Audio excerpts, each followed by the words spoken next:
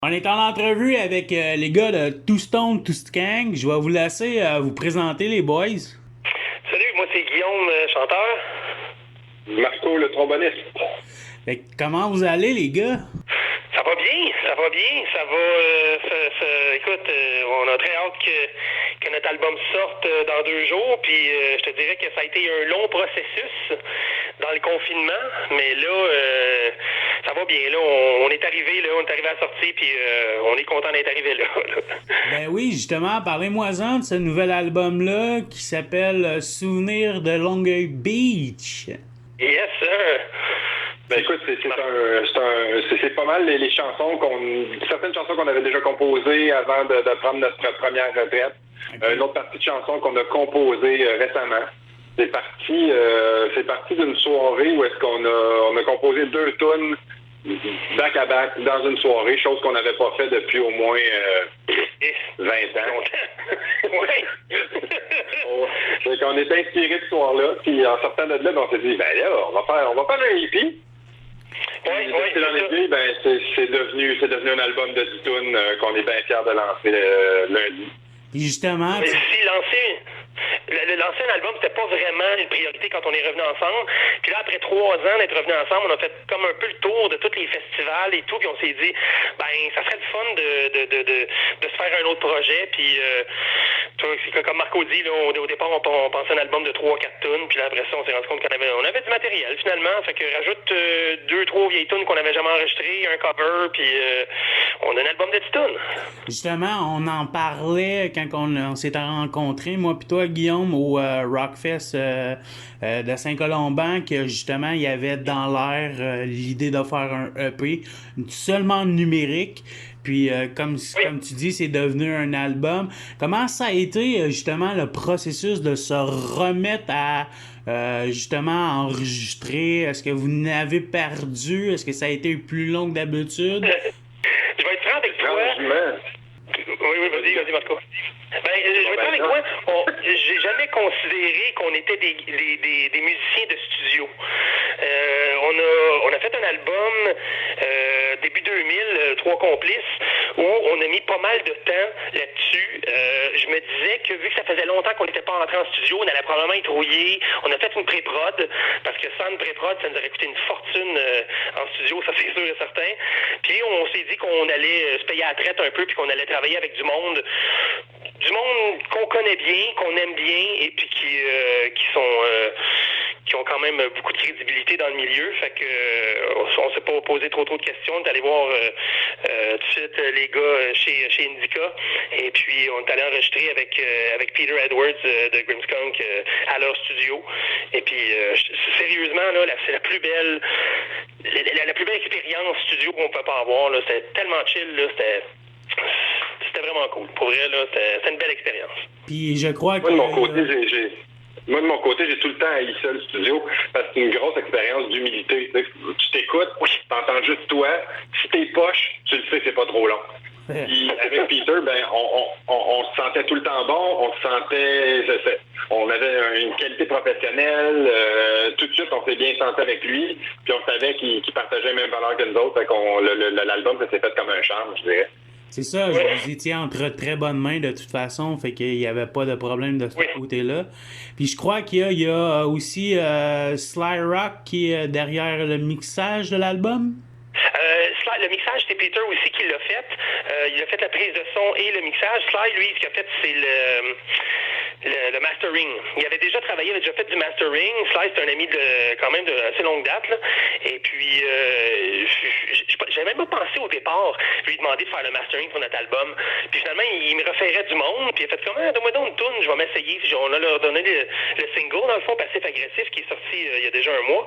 Et puis, quand il a fait le mastering de ça, on s'est dit, regarde, c'est parfait, tu veux-tu faire l'album? Puis c'est un bon ami à moi, c'est mon voisin. Puis j'étais content de collaborer avec lui là-dessus. Ben, super. Puis, justement, si on parle de cet album-là, vous avez pataugé dans quel sujet? Est-ce que c'est quelque chose qui va déséquilibrer les fans de la première heure de Two Stone, Two Skank? Marco? À la base, non. Tout le temps, on a notre style, d'après moi, on l'a respecté, puis on est même encore plus rentre dedans sur certaines tunes qu'on a déjà été. Ça déménage, c'est bon, ça sonne comme on n'a jamais eu de Two-Stone qui sonnait comme ça par le passé. Ça, je pense que oui. C'est un budget quand même assez raisonnable, donc c'est intéressant pour nous. C'est ça. Donc, je pense pas que les gens soient dépaysés. Peut-être en écoutant la première tune, ils vont être dépaysés au début, puis après ça, ils vont avoir une belle surprise.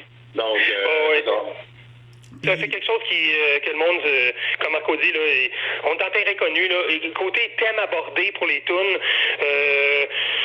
on est moins dans le party.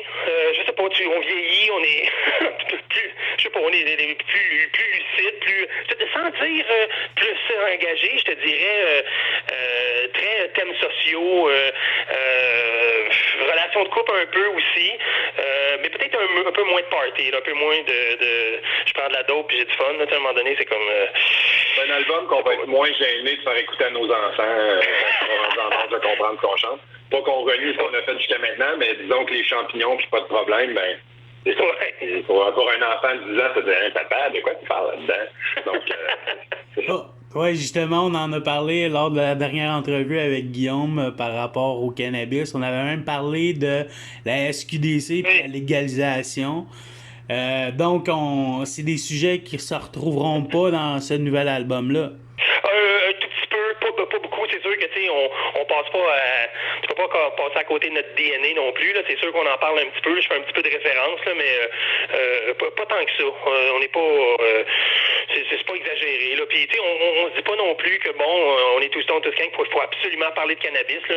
Oui, ça parle de cannabis, mais c'est pas gratuit. Là. Si il y a un message à passer là-dessus, puis c'est pas c'est ça, c'est moins axé sur le party, puis c'est plus côté social qu'on l'aborde, puis côté impact sur le restant de la société, là, parce que l'ouverture des SQDC, ça a quand même changé quelque chose au Québec, là, puis au pays au complet. Là, on est rendu dans une société où c'est normal et acceptable d'acheter de la drogue dès que t'es majeur. Là, bon, ils ont mis ça à 21 ans, puis c'est bien correct. Là, c'est juste que c'est quand même spécial de penser que les jeunes vont grandir dans une société où c'est normal et c'est acceptable. Là, c'est quand même on est loin de notre adolescence à nous, mettons.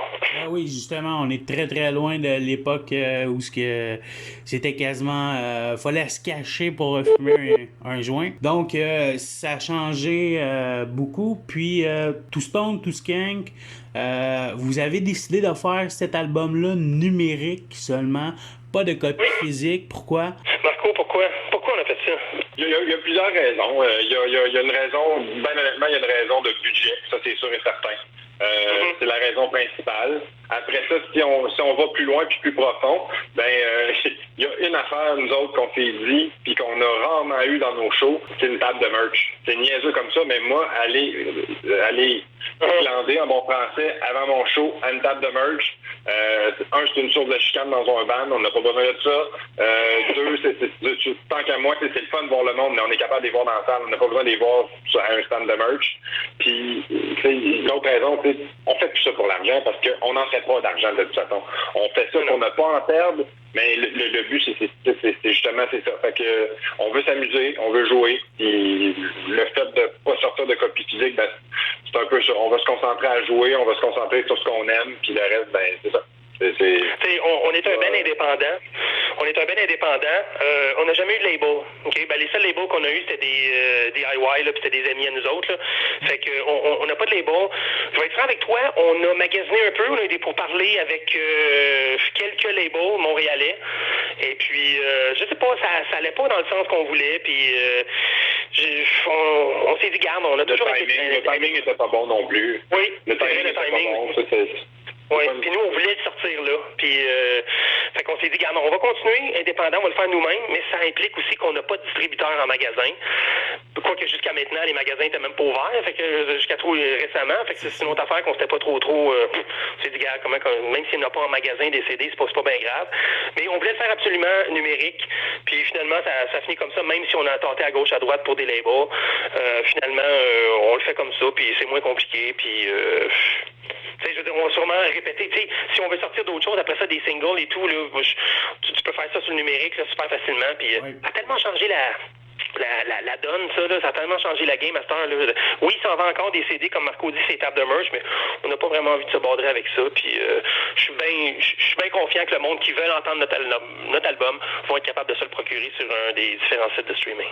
Ben, c'est vrai aussi que la tendance est de plus en plus ça, que les groupes sortent de plus en plus des singles à la fois ou des petits EP en numérique. Donc, vous faites juste suivre la tendance, dans le fond. Oui. On aurait pu sortir plus de singles aussi, un à la fois. On y a pensé, mais on avait juste tellement hâte de sortir ça. Là, j'ai l'impression que c'est juste moi qui avait comme vraiment hâte puis qui gossait les autres gars du band. Quand même, on le sent-tu, cet album-là? Là? Mais on aurait pu l'éplucher un peu puis sortir des singles comme ça. Ça veut pas dire qu'on n'en sortira plus jamais, là, des singles. Là. C'est tellement vite fait à cette heure, là, t'enregistres une tune, tu mets ça sur le site de streaming, puis voilà. Fait que, non, je suis content de notre démarche là, de ce côté-là. Mais ce que j'entends, c'est que dans le fond, vous fermez pas nécessairement la porte à ce qu'un jour cet album-là se retrouve sur du physique? Ça se peut, effectivement. Ça se pourrait qu'on l'organise. Ça se pourrait qu'on pogne un deal pour de la distribution, parce que c'est ça aussi, là, tu sais, ceux qui soient distribués en magasin, j'ai pas envie de me border avec ça d'un show, là, fait que ça se peut, c'est pas impossible. T'sais, comme ça se peut qu'il y ait d'autres choses après, d'autres singles, peut-être un autre album. Je te dirais pas non, parce que je pensais jamais qu'on allait revenir ensemble. On est revenu ensemble. Je pensais jamais qu'on allait faire un nouvel album. On vient d'en faire un. Fait que tu sais, je vais juste arrêter de dire je penserais pas que ça va arriver, parce que je veux dire n'importe quoi de ce côté-là. Puis dans la composition de l'album, une fois que ces tunes-là ont été enregistrées, est-ce qu'il y en a certaines des tunes que vous préférez plus que d'autres? Que je préférais plus que d'autres? Non, moi je suis assez fier de tout ce qu'on a fait jusqu'à maintenant. Encore plus fier de ce dernier album-là parce que ça montre tout le cheminement qu'on a fait. Est-ce qu'il y a des tunes qu'on aime plus? Je dirais pas. Est-ce qu'il y en a des plus fun à jouer en show? Est-ce qu'il y en a qu'on va plus embarquer le monde avec? C'est pas mal sûr. Mais est-ce qu'il y en a qu'on préfère? Je pense pas, là. Moi, sans dire qu'il y en a que je préfère sur l'album, je te dirais que il y a une collaboration que je suis vraiment très fier d'avoir faite. Lorraine, qui avait une carrière solo, qui a une carrière solo, puis qui a été avec les Kingpins aussi longtemps. Je voulais absolument faire quelque chose avec elle depuis un bout. Et puis, on a une vieille chanson de Scarface qui s'appelle Ça recommence, qu'on a déjà joué en show avant. Et puis, c'est un duo gars-fille, puis je m'étais dit, ça serait tellement le fun si elle voulait embarquer avec nous autres pour enregistrer ça. Et puis, j'ai demandé, elle a dit oui, puis ça donne quelque chose de vraiment bien. Sans dire que c'est ma préférée de l'album, là, je te dirais que je suis pas mal fier de cette collaboration-là.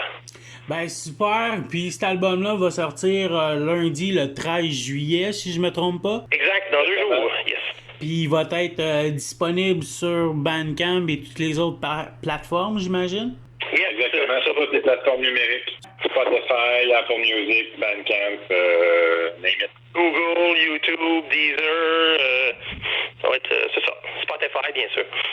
Ben, on va amener les gens à suivre aussi votre page Facebook pour être un peu plus au courant des sorties, puis peut-être vos futurs spectacles. Avez-vous hâte de rejouer sur scène? Oh man, tu savais à quel point. T'as pas idée. Surtout quand tu sors un nouvel album, tellement hâte de voir la réaction des gens envers les nouvelles tunes. Puis, tu sais, là, je veux dire, ils vont avoir le temps d'apprivoiser l'album parce qu'on n'a pas de show prévu demain matin, là, ça c'est clair. Par exemple, on essaie d'organiser un live. L'enregistrement dans un studio ou dans un bar, un show live sans public retransmis directement sur Facebook. On travaille là-dessus. J'ai pas encore de date, j'ai rien annoncé, mais c'est sûr et certain que d'ici on a quelque chose à annoncer, ça va être sur notre page Facebook. Ben, on va inviter les gens à suivre ça, puis on rappelle que Souvenir de Longueuil Beach sort le 13 juillet, puis j'imagine que vous l'avez vraiment hâte qu'il sorte. Oui, tellement. Tellement. Un gros merci à toi, Eric. Sérieusement, ça nous donne un bon coup de pouce pour de la promo. Et puis, au plaisir de se retrouver dans un show. Hein. Ben oui, certain. Ça va revenir, les shows. Ça va revenir. On a hâte. Ouais. En terminant, comment vous avez vécu ça de votre part, justement, les confinements et le fameux COVID? Moi, de mon côté, je devais être... En fait, je suis revenu hier d'un voyage de 5 mois. On a pensé à ça, moi, avec ma petite famille, hier, puis on avait des petites émotions. Ah, c'est hier que tu es revenu? Je suis revenu hier, effectivement, de 5 mois de voyage. Donc, je partais le 18 mars, donc je suis pas parti.